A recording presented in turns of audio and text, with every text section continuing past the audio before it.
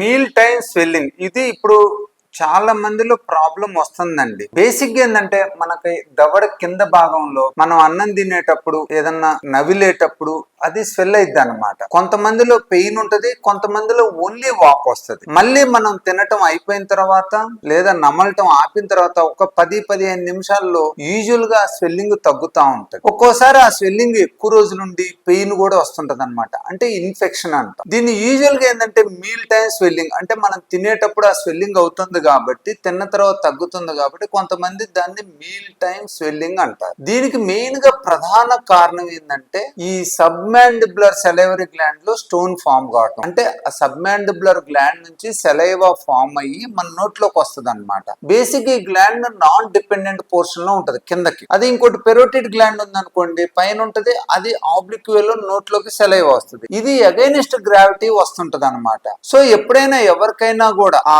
సబ్మాండిబులర్ duct stone ఉన్నా, సబ్మాండిబులర్ gland లో ఉన్న డక్ట్ లో స్టోన్ ఉన్నా, మనం తినేటప్పుడు ఏమైందంటే నార్మల్ గా ఈ సెలైవా ఫామ్ అవుతుంటది. ఈ సెలైవరీ గ్లాండ్స్ లాలాజల గ్రంథుల నుంచి లాలాజలం ఫామ్ అయింది అనమాట. ఈ లాలాజలం ఫామ్ అయినప్పుడు అక్కడ స్టోన్ ఉందనుకోండి, లాలాజలం నోట్లోకి రావడానికి బ్లాక్ చేసి ఇదంతా స్వెల్లింగ్ వచ్చేటట్టు చేస్తాను అనమాట. ఆ స్టోన్ ఉన్న వాళ్ళు ఏమవుతుందంటే పూర్తిగా స్టోన్ బ్లాక్ చేసింది అనుకోండి, పూర్తిగా డక్ట్ ని, ఆ స్వెల్లింగ్ కంటిన్యూస్ గా ఎక్కువసేపు ఉంటది. అలానే అక్కడ ఇన్ఫెక్షన్స్ వచ్చే అవకాశం ఉంటది. అలానే కొద్దిగా చిన్న స్టోన్ అనుకోండి, ఇనిషియల్ గా బ్లాక్ చేస్తుంది. ఎప్పుడైతే మళ్ళీ మనం రెస్ట్ ఇస్తామో ఆ స్టోన్ కొంచెం అటు ఇటు మూవ్ అయితే మళ్ళీ సెలైవ్ అనేది నోట్లోకి వచ్చి స్వెల్లింగ్ తగ్గిపోయింది అనమాట. ఇలాంటి సిచ్యువేషన్ ఎవరికైతే ఈ మీల్ టైం స్వెల్లింగ్ ఉంటుందో, ఎవరికైతే ఈ సెలైవరీ గ్లాండ్ ప్రాబ్లమ్స్ ఉంటాయో, ఇవాళ సైలో ఎండోస్కోపీ ప్రొసీజర్ అనేది చాలా మంచి ప్రొసీజర్. ఇది ఆల్మోస్ట్ మనకి ఎక్కడా కూడా కట్ లేకుండా ఎండోస్కోప్ ద్వారా, ఆ మీనియేచర్ ఎండోస్కోప్ ద్వారా ఏదైతే 1 మిల్లీమీటర్ డక్ట్ ఉంటుందో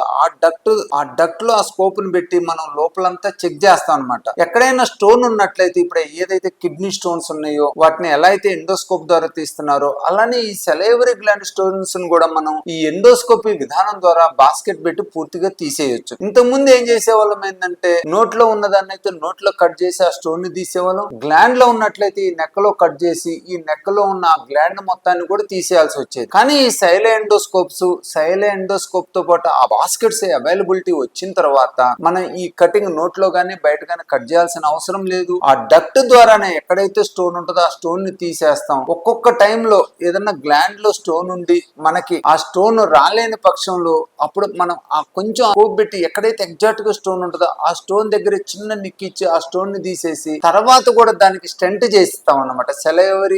సెలైవరీ గ్లాండ్ డక్ట్ స్టెంటింగ్ అంటాం. ఆ స్టెంట్ చేయడం వల్ల ఏమవుతుందంటే మళ్ళీ అక్కడ ఏమి స్ట్రిక్చర్స్ రాకుండా మనకి నార్మల్ గ్లాండ్ ఫంక్షనింగ్ ఉంటది, దాంతో పాటు నార్మల్ సెలైవా ప్రొడక్షన్ వస్తుంది, ఉన్న ప్రాబ్లం కూడా కంప్లీట్ గా నయం అయిపోయింది అనమాట. సో బేసిక్ గా ఎవరికైనా కూడా ఈ మీల్ టైం స్వెల్లింగ్ ప్రాబ్లమ్స్ ఉంటే వాళ్ళు డెఫినెట్ గా సైలెండోస్కోపీ విధానం ద్వారా చెక్ చేసుకొని ఆ సైలెండోస్కోప్ లో మనకు డయాగ్నోసిస్ తెలుస్తుంది, మనకి దాని ట్రీట్మెంట్ కూడా ఇమీడియట్ గా అయిపోతుంది. కొంతమందిలో మనం అల్ట్రాసౌండ్ సిటీ స్కాన్ చేస్తే స్టోన్ లా ఉంటది, కానీ ఏదైతే మనం ఎండోస్కోపీ చేస్తామో అక్కడ ఏంటంటే డెబ్రిస్, బాగా థిక్ డెబ్రిస్ అంటాం. అంటే ఎక్కువ రోజులు ఆ సెక్రిషన్స్ అక్కడ ఆగిపోవటం వలన అదంతా ఒక స్టోన్ లా ఫామ్ అయినట్టు ఉంటది అనమాట. దాన్ని మనం సింపుల్ గా వాష్అవుట్ ద్వారా తీసేయొచ్చు అనమాట. సో సైలెండోస్కోపీ అనేది ఇప్పుడు సెలైవరీ గ్లాండ్ ప్రాబ్లమ్స్ కి చాలా మంచి విధానంతో, మంచి ఎండోస్కోపీ విధానం ద్వారా ఎగ్జామినేషన్ చేసి ట్రీట్మెంట్ ఇవ్వడం జరుగుతుంది. సైలెండోస్కోపీ ఫెసిలిటీ ఇప్పుడు ఏషియన్ ఈఎన్టీ కేర్ సెంటర్ లో అవైలబిలిటీ ఉంది. ఎవరైనా కూడా సెలైవరీ గ్లాండ్ ప్రాబ్లమ్స్ తో సఫర్ అవుతున్నా, సెలైవరీ గ్లాండ్ ప్రాబ్లమ్స్ ఉన్నా కూడా హైదరాబాద్ లోని బేగంపేటలో ఉన్న